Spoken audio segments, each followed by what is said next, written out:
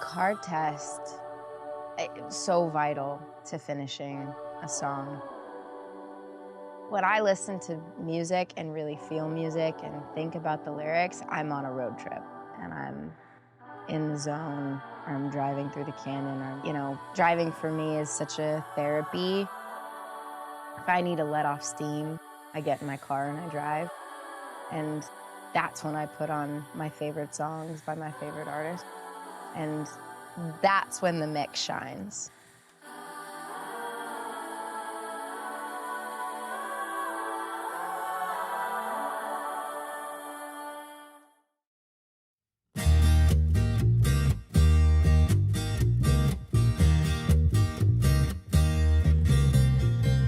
It's funny because I was in this room and producer-songwriter called me to work on this song.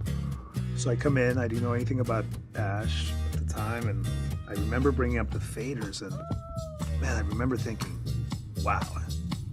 And so I called him, I'm like, hey man, who the hell is Ash? What is this? Oh, that's what I should be doing. Yeah. Because you just messed up my plan, by the way. Just, I wanted to know more. Damn it! Start over. Hi, is this new? Yeah, so check it out. When I first started working with Manny, I just was in a state of shock because I felt very undeserving. I just felt like you're the man, like you're the guy that everybody wants to work with. So I think when we got a yes and, you know, he wanted to work on the project, I was like, that was humbling. He's just the best at what he does. Hey, there I am. Come on, make a move if you know what I mean. Ooh, ooh, or I can be the girl in another man's jeans.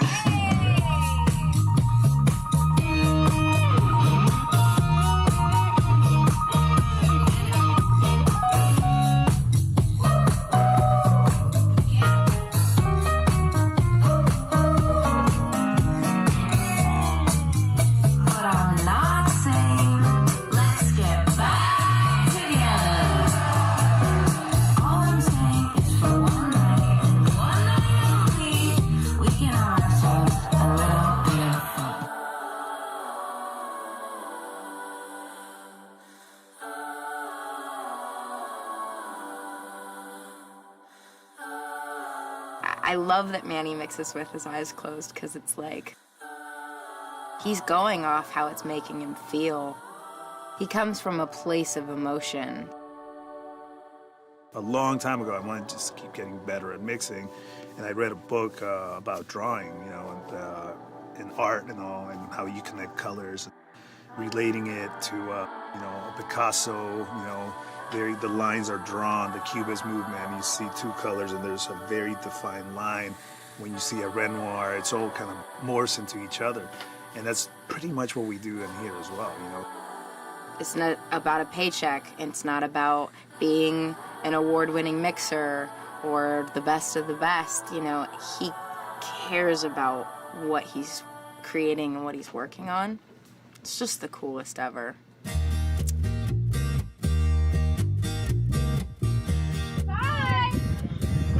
Yes. Hey there, pal. Do we look good? Yeah. We're going on a road trip. Our first road trip. Cute. So sorry. Glad you did. An e-brake here, nothing, right? I don't think so. Oh, wait. You're gonna act. The car test was always, you know, hey, you got a sub, you got a good system in that car. Almost like you're in a different studio and you're listening to it somewhere else. It helps you get a different perspective.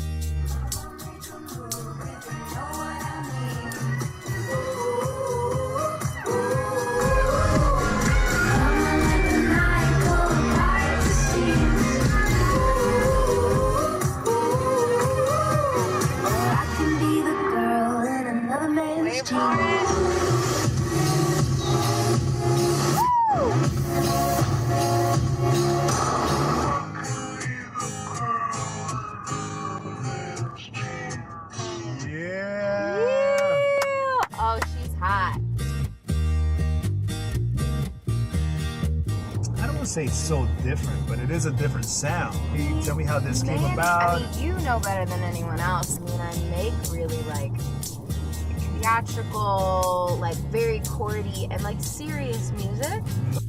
I was like, it's time to write a sexy song. Yeah.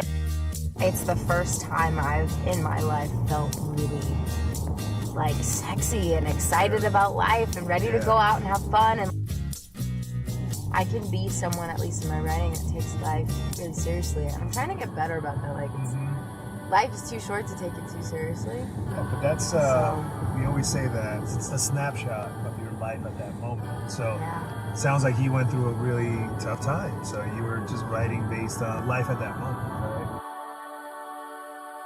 I grew up with a lot of loss and, you know, that being fairly visceral in my world as a kid. You know, I lost my brother last year, and that was, you know, it's people you don't ever expect to not be there, and suddenly they're gone. And I live my life so differently, having lost someone I've loved and knowing that, you know, tomorrow's not promised and all of it. Life is short. 'Cause you've got me and you know that I've got you and I know. If the tide takes California. Remember when we sat down to write Till Forever Falls Apart, it felt very vulnerable. And the first lyrics we had were, if the tide takes California, I'm so glad I got to hold ya. I don't know. That song, I don't typically tear up when I write songs, but that was one of them.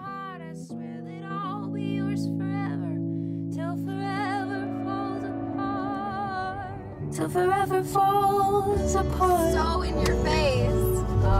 Let's go, Benny. So this is it. That's how it ends.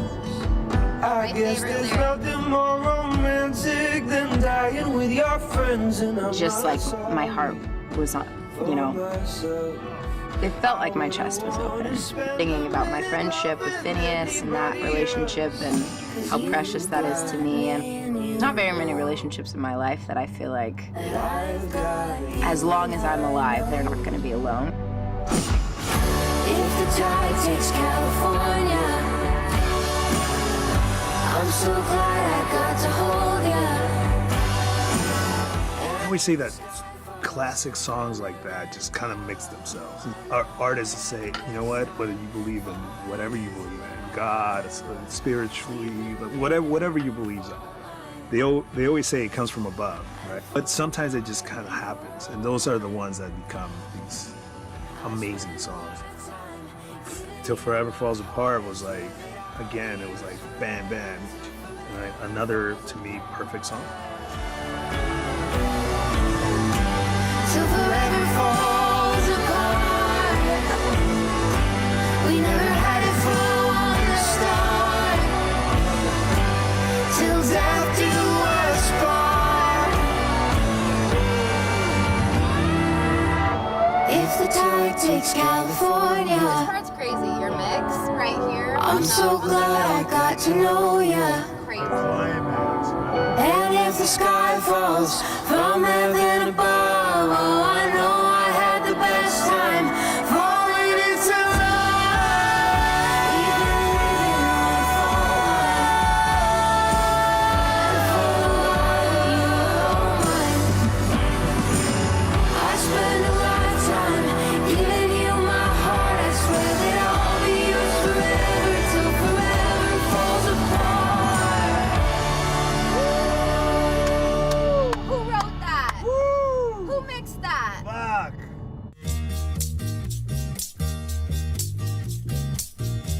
This is what happens when you work with amateurs. After this, they're Benny, let's get a they're gonna selfie. love me.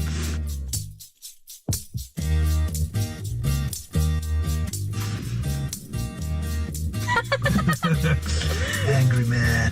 He's an Angry angry old woman. man. He's an angry old man. Here we go. She's in drive, baby. Just kidding, I'm in reverse. No, I was in drive. Why is it? It's saying whole. Oh no, we're good.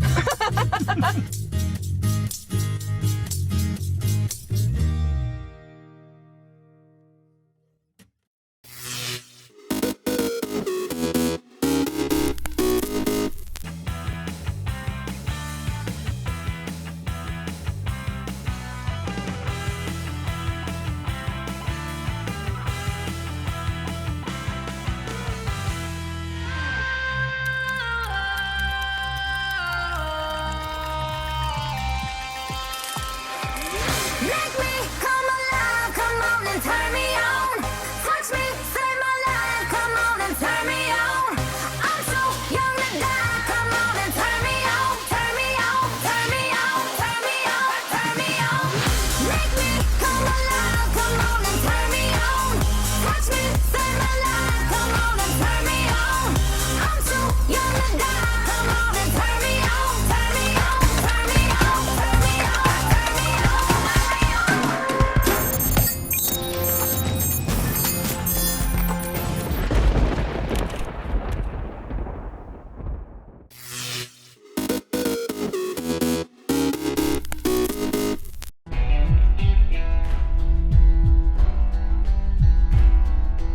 What is the secret to a 72-year-old still winning races? That is something I am trying to figure out. That race car makes me tick. When that motor starts, I get goosebumps to this day. After doing this since 1974, and I raced back in high school.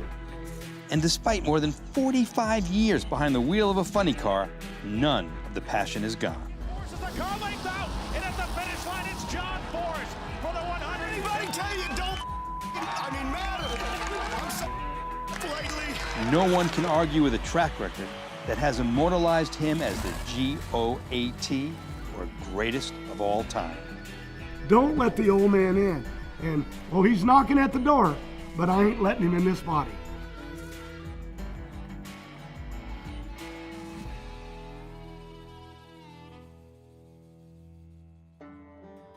Winning, that's what makes me tick. I'm not gonna have any more kids. You know what I'm saying? I'm too old, and I'm gonna win more races, and I'm gonna fight to win championships. I won 16 championships. Nobody's ever done that in any sport. Yes, 16 world championships, including a record-breaking 10 in a row. To put that into perspective, Tom Brady, widely considered the greatest NFL quarterback of all time, has only won a record 7 Super Bowls. Kelly Slater, the star child of professional surfing and a seemingly ageless competitive marvel, has been crowned a WSL World Surfing Champion 11 times, but has lost steam at the tender age of 49. Tiger Woods has won 16 major championships. However, there are 4 chances to win one every year in professional golf. What about Michael Jordan? Well, sorry, only 6 NBA championships. The great Pele, well, only 3 World Cup victories. And Yogi Berra, he comes perhaps the closest, with 13 World Series rings, but that's in the team sport of baseball. Perhaps the most outrageous comparison of John Force's 16 world titles is that they match the same number of New York Yankees World Series championships since 1949, the same year that John Force was born. I won in 90, I won in 91, the championship. Then I came back, raced, took me out in 92 because we lost focus. We'd won a couple championships and we thought we're great. But that got my mind right. This is not the top of my career. It's just starting. And we came back and we won 10 straight. John Force has won yet another one. He is probably one of the brightest men this sport has ever seen. The man is a wizard, not only behind the wheel, but also his crew. But John Force takes the win. I got the 150 win at Seattle. Then I came and won Indy a few weeks later, 151, but we came back this year. I won in Epping, I won the 4 wide at Charlotte. I'm right back winning like I always did. With a dominant history-making performance in 2021, John finished the season among the top 5 for the second time in the last 3 years, proving yet again there's still nitro fuel in the 72-year-old's tank. So these cars, like I said, are so powerful. It is similar to a controlled explosion trying to get it going on the racetrack. So we're talking 1,000-foot drag strip, side-by-side drag racing. It's 330 miles per hour in less than 4 seconds. The fuel we put in is nitromethane, which carries most of its oxygen within the fuel, so you don't even need outside air to fuel. It makes tons of power. You can put a lot of it in it, goes through 15 gallons a run. Depending on the race and the weather conditions, we're talking about 10 to 11,000 horsepower. It's 5 to 6 Gs within the first second on the run. I would compare it with being shot out of a cannon. But let me tell you, it's the greatest high there is. John Force 0.54 reaction time, and the finish line stripe. It's John Force for the 153rd time in his career. The danger in this sport is it's a high probability. These cars are fast and they're dangerous if something goes wrong. If you have accidents or parts failures, it explodes. If you shut it off too early, it explodes. You don't want to come into nitro racing without a clue on safety of it, because you can hurt anybody around it, and it has in the past. John is no stranger to the risk drag racers take when the light turns green, as a routine race in 2007 proved, as it nearly cost him not only his career, but his life.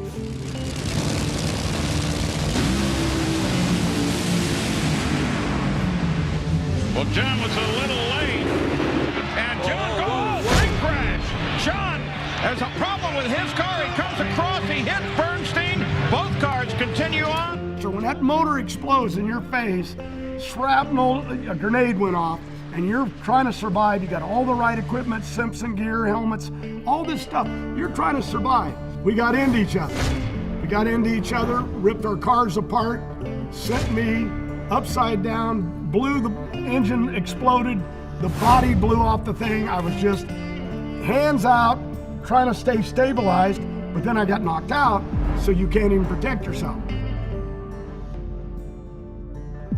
At Dallas, when they had to cut the roll cage off the car to get me out of the car, they got me on a stretcher, and that's when I saw the bone sticking out of my leg and bones out of my wrist, and my ankle was busted. I was jumped.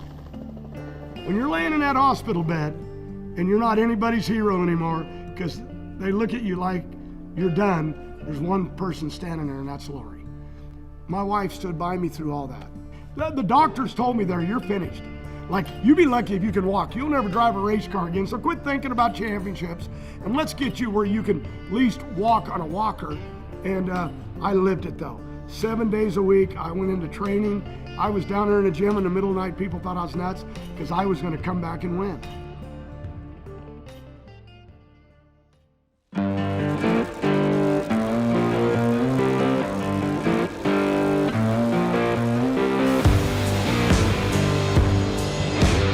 That's a good old final round winner, John Force. Watching him come back from that wreck, watching how motivated he was to get back in the car, and watching him tell the doctor, that's what I love, that's what I'm going to do, and watching him come back from that is the biggest lesson I've ever learned from him. What's that lesson? The lesson is fight for what you want. And Brittany would surely know, as she's followed in her father's footsteps, winning her own world championship in 2017 and still fighting for more titles today. My dad is, there's no one like him. He is one of a kind, he is a character. His passion, his drive for the sport is just everything. And he has 16 championships. He's done so much for the sport of NHRA drag racing. It is unreal. At the end of the day, I'm nothing special. I'm just an old truck driver that lived it. You know what I mean? I had plenty of losing in high school football, and I've had plenty of winning over here. And like I said, it ain't over till I say it's over, and I'm sticking to that.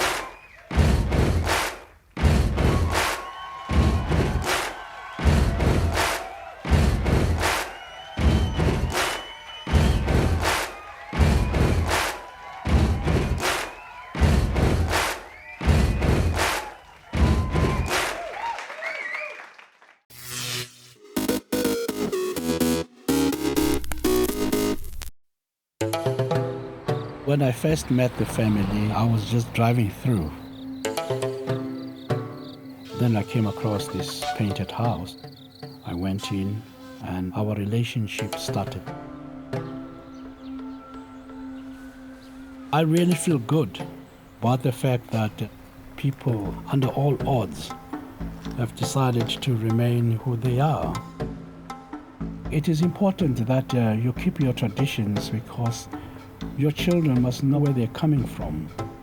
And that has made me have more respect for the people in the rural areas than the people in the city.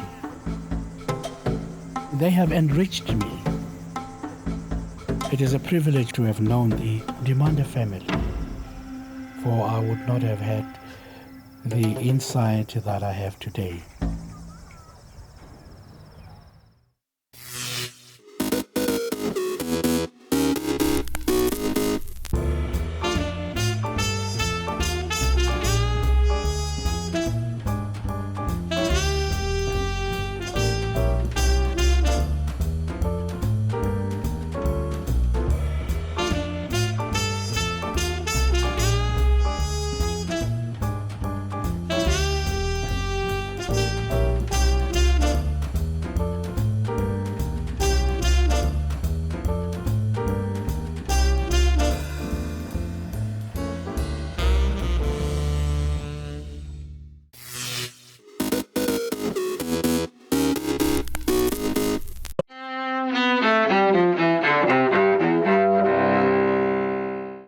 September 13th, 1993.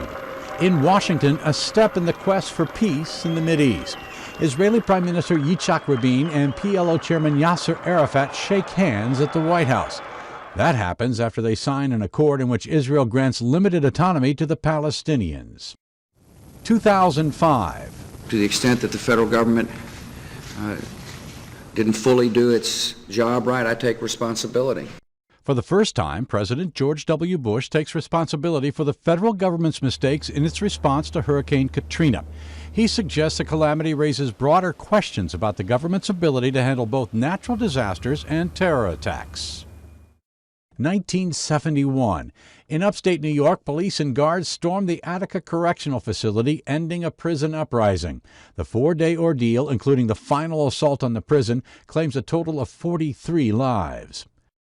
1998. And I will be present to bar the entrance of any Negro who attempts to enroll at the University of Alabama. Former Alabama Governor George Wallace dies in the state capital, Montgomery, at the age of 79. In his later years, Wallace, who also ran for president, renounced his one-time segregationist views. And 1996, rapper Tupac Shakur dies at a Las Vegas hospital at age 25. It happened 6 days after Shakur was wounded in a drive-by shooting that remains unsolved. Today in history, September 13th, Tim McGuire, The Associated Press.